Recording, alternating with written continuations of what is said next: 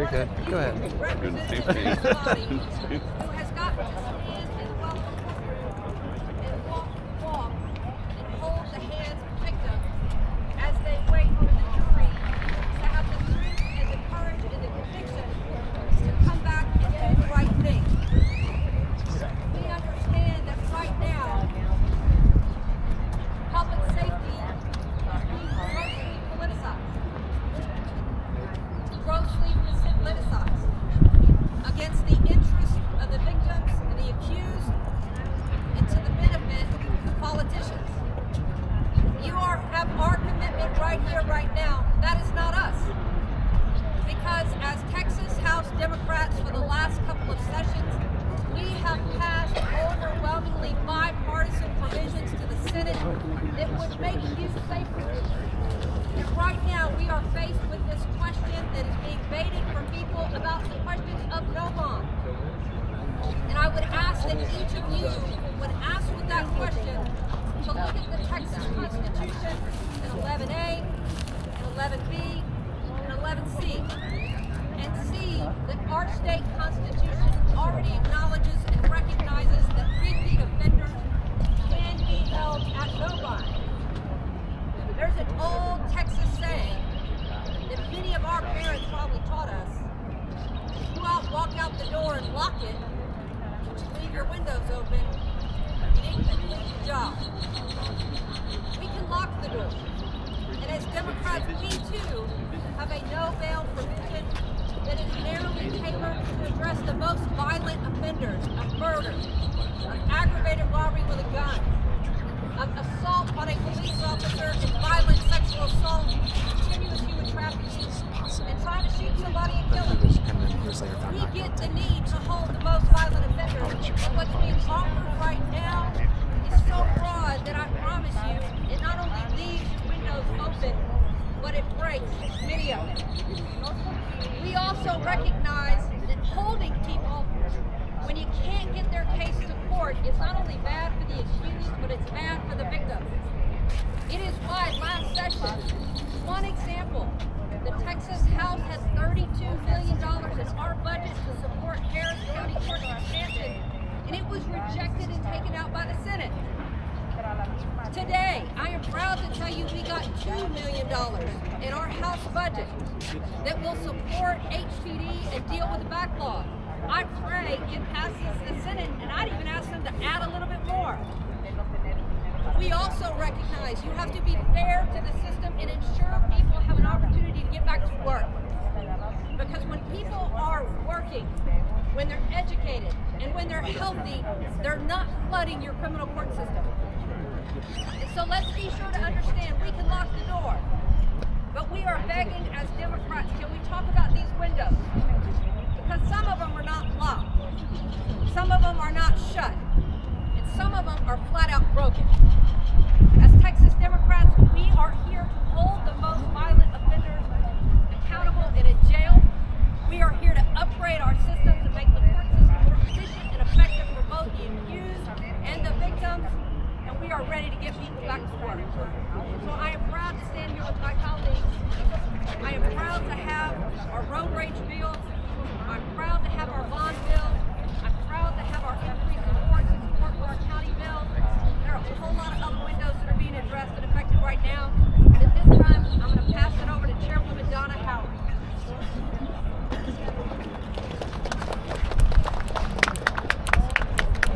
I am so grateful for Representative Johnson and her expertise in this area in guiding us through this. I am from this one small portion of the bill that I have carried, and this is working with the Texas Association Against Sexual Assault. Hear a damn thing. They have indicated that 1 in 5 women and 1 in 20 men have been sexually assaulted at some point in their lives. In 2023, the FBI reported that there were over 15,000 reported rapes in Texas. However, we know that is drastically lower than the number of sexual assaults that actually occur in our state. In fact, the UT Institute for Domestic Violence and Sexual Assault estimates that only about 9% of victims annually report their assaults to law enforcement.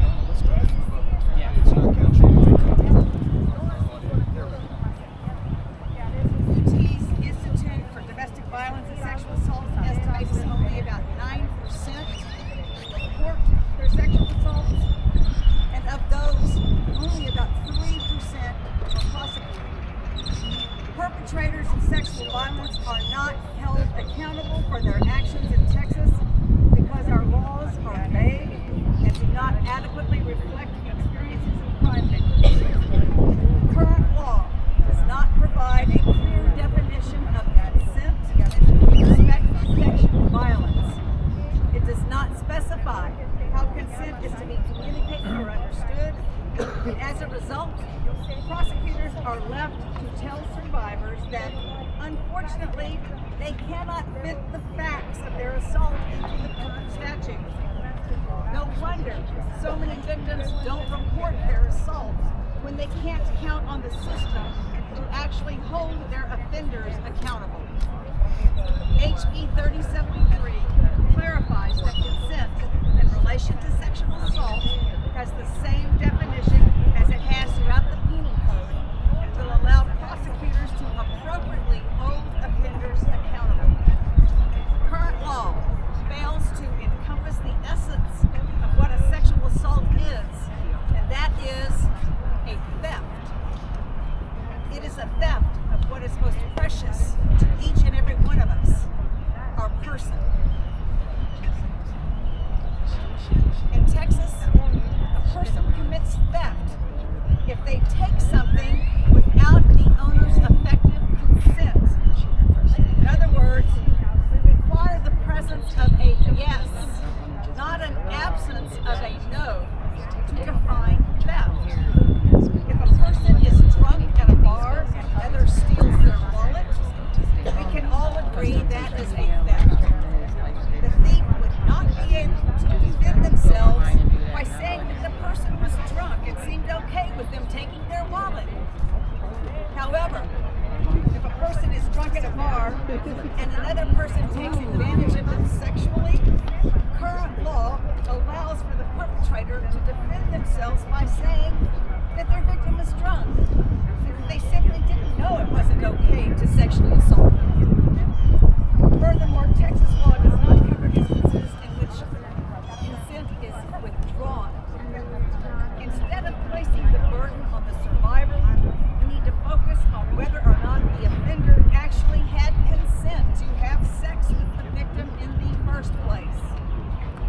We have to hold sexual predators accountable for their heinous crimes, and that is what HB 3073 is about.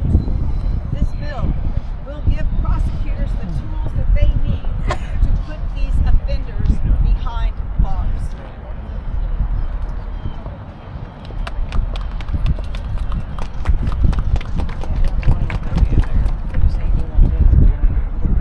Thank you. Thank you, Donna Howard, and good morning.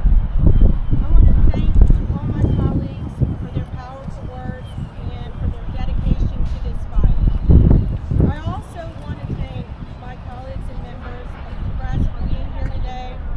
Your important presence is because the work we are doing here is saving lives and delivering justice. I am State Representative Retta Andrews Bowers, and I proudly represent House District 113, which includes Mesquite, Rowlett, and Garland. I also stand here today in honor of my friend Sharon Radical. Sharon was kind, thoughtful, and always willing to lend a hand. She gave her time to her community. She helped people. She believed in the power of advocacy, and she drove me to campaign events across the district. She volunteered, and she wanted a better Texas for everyone. My colleague Michaela Plessy probably remembers. But Sharon never got justice. She was taken from us by domestic violence, and the system that should have protected her failed her instead. Sharon's name is on this bill because we refuse to let her story end in silence. We refuse to let another woman live in fear with no protection, no options, and no justice. House Bill 36 is my tribute to Sharon. The Sharon Ratified Domestic Violence Protection Act strengthens protections for survivors and ensures the high-risk domestic violence offenders are monitored. It requires abusers to wear GPS monitoring tracking devices so law enforcement can intervene before another violence. This is not only a tribute to Sharon, I too am a survivor of domestic violence, and I needed to say that to you right now. It will expand access to protective orders so survivors do not have to wait until it is too late to get help when they need it. And it requires real accountability so abusers are no longer free to intimidate, harass, and terrorize the victims without consequence. Survivors should not have to live in fear. I thought about this morning the fact that I got out of my domestic abusive relationship. But all survivors, there are survivors that live in fear continuously, and there are those that we've lost. They should not have to wonder if today is the day their abuser will show up at their job, their home, or their child's school. They should not have to hear there is nothing we can do until it hurts you again, or much less they don't survive. We survivors come forward, and we must take action swiftly, seriously, and with force of the law. The Safer, Stronger Texas plan ensures that dangerous offenders do not slip through the cracks. It fixes a system that has left too many cases stalled in backlogged courts and untested evidence sitting on shelves.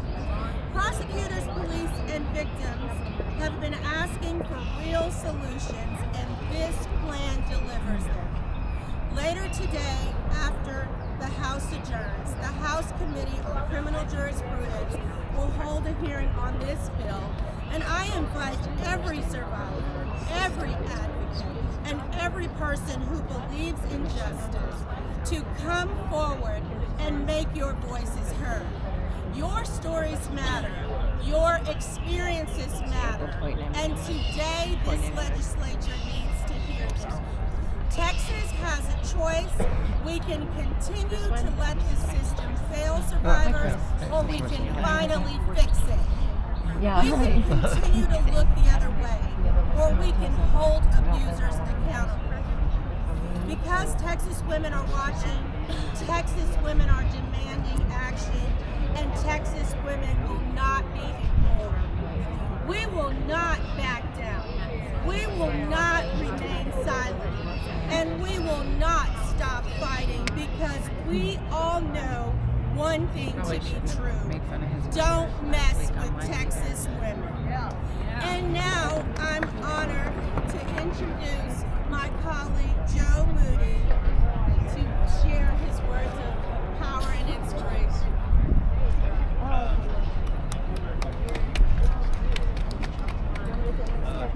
Thank y'all for being here. I know we're going to hit the floor very soon, so I'll keep my remarks brief. If you're going to be safer and stronger in Texas, you got to be smarter. No one in the Democratic caucus has ever been opposed, as Ann Johnson talked about, has never been opposed to giving judges the tools to keep the most violent people behind bars.